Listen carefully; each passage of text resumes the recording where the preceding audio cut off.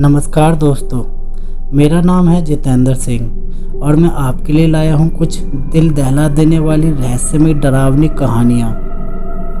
मेरा नाम किशन है और मैं सिविल इंजीनियरिंग की पढ़ाई कर रहा हूँ। वैसे तो मेरा अधिक समय हॉस्टल में ही बीतता है, पर छुट्टियों में पास ही में अपने घर जाफराबाद जाता हूँ। मेरे जयेश मामा एक जीईबी कर्मचारी थे। मेरे जयेश मामा दिखने में खूब काले और हाइट में लंबे थे। उन्हें खाने में कुछ भी दे दिया जाए वह जानवरों की तरह खा लेते थे। उन्हें स्वाद की कोई समझ नहीं थी। जयेश मामा को शादी का बड़ा चस्का था, पर खुद पंडाल जैसे दिखते थे तो उनके सामने कोई भी लड़की देखती नहीं थी। हम जब भी मेले घूमने जाते थे तो जयेश मामा घूर घूर कर लड़कियों को ऐसे ताकते थे कि उन्हें खा ही जाएंगे। बदकिस्मती से पिछले साल बिजली का शॉक लगने से उनकी मौत हो गई थी। हम सारे उनकी शमशान यात्रा में गए हुए थे। वहीं मुझे एक भयानक अनुभव हुआ था जिसके बारे में मैं सबको बताना चाहता हूँ। उस रात 2 बजे मेरी नींद खुल गई। शायद किसी ने मुझे आवाज दी थी। मैं चौंक गया।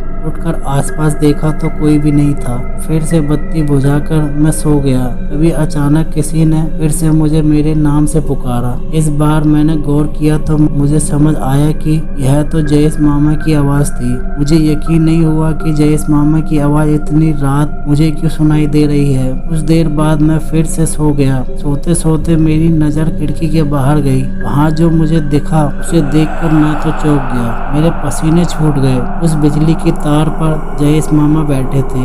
जो मैं देख रहा था उसे देखकर मुझे अपनी आंखों पर यकीन नहीं हो रहा था। तभी अचानक मेरा मोबाइल बज उठा। मैंने पसीना पोंछते हुए फोन रिसीव किया। वह फोन मेरी माँ का था। माँ ने रोते हुए मुझसे कहा कि तेरे मामा की शॉक लगने से मौत हो गई है। तो हो सके तो उतना जल्दी हॉस्टल से आ जा। मैं फ्रेंड की बाइक लेकर फौरन रात में ही घर पहुंच गया। फिर वहां से हम जयेश मामा के घर गए। वहां उनकी अधजली लाश देखकर मेरे तो रोंगटे खड़े हो गए। मेरे पापा वही थे। मैंने उन्हें पूछा कि यह सब कब हुआ। पापा ने बताया कि करीब 3 घंटे पहले तेरे मामा बिजली के फॉल्ट को ठीक करने खंबे पर चढ़े थे। तभी अचानक लाइन का करंट शुरू हो गया और यह दुर्घटना हो गई। मुझे वहाँ खूब रोना आया क्योंकि मेरे मामा मेरे दोस्त की तरह थे। मैं उनका खूब मजाक भी उड़ाता था और वह कभी भी बुरा नहीं मानते थे और मेरी हर परेशानी में मेरा साथ देते थे। फिर मुझे हॉस्टल वाली घटना याद आई। शायद मैंने जयेश मामा के भूत की आवाज सुनी थी और खिड़की के बाहर तार पर मुझे जयेश मामा का प्रेत ही दिखा होगा। अब धीरे धीरे मेरा शौक खौफ और डर में बदलता जा रहा था। मुझे पता नहीं था कि उनका भूत मरने के बाद मेरे पास क्यों भटक रहा था। यह सब सोचकर मेरे तो पसीने छूट रहे थे। मुझे अंदर ही अंदर डर सता रहा था कि आगे क्या होगा। अगले ही दिन जयेश मामा की अग्निदाह विधि थी। वहाँ मैं भी गया। सारे सगे संबंधी अग्निदाह के लिए लकड़ियाँ लगा रहे थे। तभी अचानक मेरी नजर जयेश मामा की लाश की ओर गई। मैंने देखा कि जयेश मामा के हाथ के पंजे में कुछ हरकत हुई। शायद उनका पंजा मेरी ओर उठा और हाथ से मुझे पास आने का इशारा किया। यह सब देखकर पागलों की तरह चीखने लगा। सब सगे संबंधी दौड़कर मेरे पास आ गए। मैंने जो भी हुआ था वह सब उन्हें बताया, पर वहाँ किसी ने मेरा विश्वास नहीं किया। सब ने मेरे पापा को बोला कि किशन डर गया है, इसको घर भेज दीजिए। मेरे पापा फौरन उसी वक्त मुझे घर ले आए और वापस शमशान चले गए। फिर उस रात मुझे जोरदार बुखार चढ़ गया। मेरे पापा मेरे लिए दवाई भी लाए पर बुखार उतरा ही नहीं था। उस रात मुझे जयेश मामा के भूत का डर भी सता रहा था। करीब रात के 3 बजे फिर से मुझे किसी के चलने की आहट सुनाई दी। फौरन मेरी आंख खुल गई। मैंने देखा कि मेरे बिस्तर के पास जयेश मामा बैठे हैं। उनका आधा चेहरा जला हुआ था और वह मेरी ओर देख रहे थे। उनका भूत देखकर मेरी जबान हलक में अटक गई और सांस फूल गई।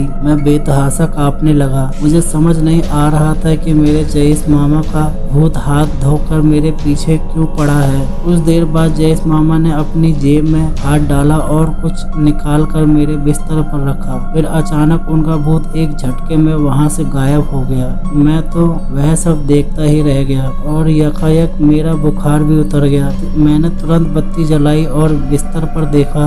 वहाँ 16 जीबी की नई पेन ड्राइव पड़ी थी। पूरी बात मुझे समझ आ चुकी थी। क्यों मेरे जयेश मामा मरकर भी बार बार मेरे पास आकर मुझसे बात करना चाहते थे। उन्हें मुझको मेरी गिफ्ट मुझे सौंपनी थी।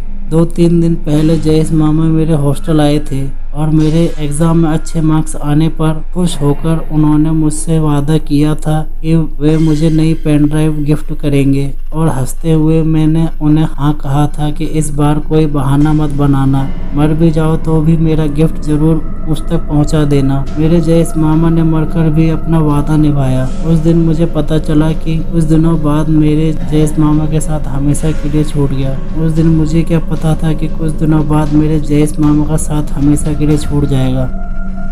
तो दोस्तों ये थी आज की कहानी। अगर आपको ये कहानी अच्छी लगी हो तो इस कहानी को लाइक करें, कमेंट करें और अपने दोस्तों को भी सुनाएं फेसबुक और व्हाट्सएप पे। और अगर आपको भूतिया कहानियाँ सुनना अच्छा लगता है तो हमारे साइबर एविल यूट्यूब चैनल को सब्सक्राइब ज़रूर करें और बेल आइकन दबाना ना भूलें, क्योंकि हम ऐसी ही रहस्यमय भूतिया कहानियाँ रोज़ अपलोड करते हैं। और वीडियो देखने के लिए धन्यवाद।